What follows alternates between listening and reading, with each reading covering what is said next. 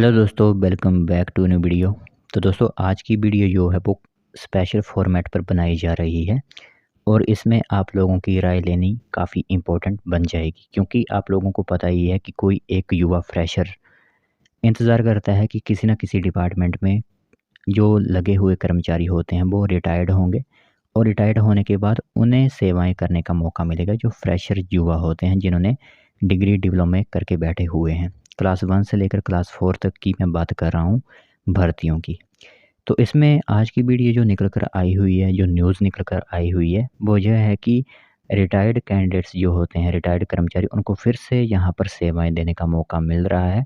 Initially जो period होगा वो 1 साल के लिए उनके लिए रखा जाएगा। तो इसमें आप लोगों का क्या विचार है, क्या आप लोगों की राय है, वो नीचे कमेंट डाउन ज़रूर कीजिएगा। पूरी इन्फॉर्मेशन मैं आप लोगों को बताऊँगा, ध्यान से पूरी इन्फॉर्मेशन सुनिएगा कि यहाँ पर किस तरह की सेवाएँ जो है वो रिटायर्ड कर्मचारियों से ली जा रही हैं और आखिरकार इसके पीछे क्या मामला है, वो पूरी इन्फॉर्मेशन आप लोगों को बताई जाएगी।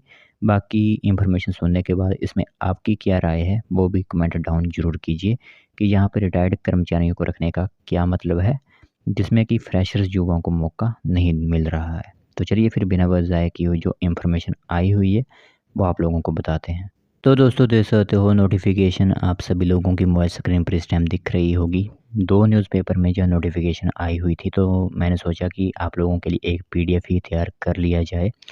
तो यहाँ पर लिखा क्या गया है वो सुनिए। सबसे पहले जो इम्पोर्टेंट नोटिफिकेशन है, तो रिटायर कर्मियों अफसरों को दोबारा नौकरी, सरकार ने फिक्स वेतन पर दोबारा रखने को फाइनेंशियल रूल्स में किए प्रावधान। अंतिम बेसिक सैलरी का 40 से 50% फिक्स देगी सरकार और सरकार 1 साल देगी नियुक्ति, बीच में कर सकती है टर्मिनेट। तो हिमाचल सरकार ने सरकारी कर्मचारी और अधिकारियों को रिटायरमेंट के बाद भी नौकरी देने के लिए आधिकारिक रूप से नियम बना दिए हैं। तो इसके लिए फिक्स वेतन पर हिमाचल प्रदेश फाइनेंशियल रूल्स 2009 के रूल 131 में व्यवस्था की गई है। तो शनिवार को इसकी अधिसूचना फाइनेंस सेक्रेटरी ने जारी की हुई है। इसी के साथ क्लास 4 कर्मियों को रिटायरमेंट के बाद मल्टीटास्क कर्मी के तौर पर रखा जाएगा और लास्ट बेसिक पे का 40% ही जो है वो उन्हें दिया जाएगा। क्लास 3 कर्मचारियों को ऑफिस असिस्टेंट की पोस्ट पर रखा जाएगा और इन्हें भी लास्ट बेसिक का 40% फिक्स मिलेगा। और क्लास 1 और 2 के अधिकारियों को वर्क सुपरवाइज़र के तौर पर रखा जाएगा और उनके लिए भी फॉर्मूला सेम ही रहेगा।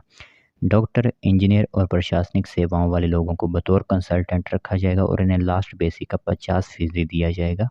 और इस अवधि में महंगाई भत्ता जो होता है वो नहीं मिलेगा, जबकि टीए डीए सरकार देगी और यह नियुक्ति और भुगतान आउटसोर्स के हैंड में जो है वो दिया जाएगा। तो इससे यह एक नोटिफिकेशन निकल कर आती है कि जो भी कैंडिडेट्स कर्मचारी रिटायर्ड हो जाते हैं किसी भी डिपार्टमेंट में लगे हुए, उनको फिर से सेवाएं देने का मौका मिलेगा और उनको जो बेसिक सैलरी होती है उसका 40 से 50% जो है दिया जाएगा। जो 40% होगा वो होगा क्लास 3 और क्लास 4 के कर्मचारियों के लिए और क्लास 1-2 के लिए 50% रखा जाएगा, जैसे कि डॉक्टर, इंजीनियर वगैरह जो अपर लेवल की पोस्ट होती हैं। ठीक है। इसी के साथ थोड़ी-सी और इन्फॉर्मेशन बता दें तो वित्त सचिव ने अन्य सेवा शर्तों में यह स्पष्ट किया है कि यह नियुक्ति 1 साल के लिए होगी और बीच में सरकार इसे टर्मिनेट भी कर सकेगी।